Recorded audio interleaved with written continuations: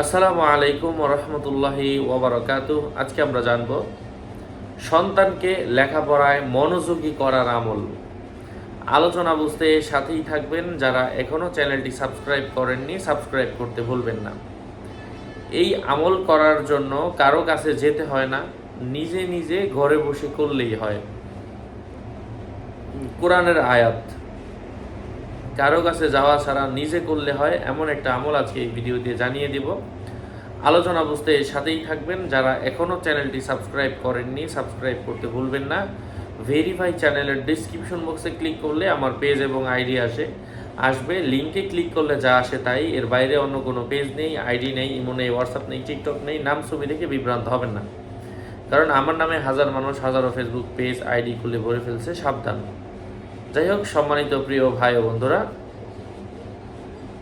তো মাতা পিতা যদি কোনো দুষ্ট ছেলেকে অথবা মেয়েকে লেখাপড়ায় বাধ্য করতে চায়, এই আয়াতটা প্রত্যেক দিন 7 বার পাঠ করে 7 বার এক গ্লাস পানিতে ফু দিয়ে এই পানিটা সে ওই ছেলেকে অথবা মেয়েকে অথবা তার সন্তানকে সে খাওয়াবে।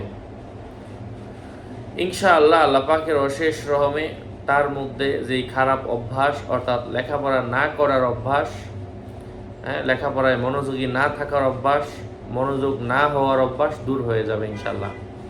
আয়াতখানা হচ্ছে আউযু বিল্লাহি মিনাশ শাইতানির রাজীম, বিসমিল্লাহির রহমানির রহিম। আল্লাহু ইয়াজতাবি ইলাইহি মান ইয়াশাউ ওয়া ইয়াহদি ইলাইহি মান ইউনিব।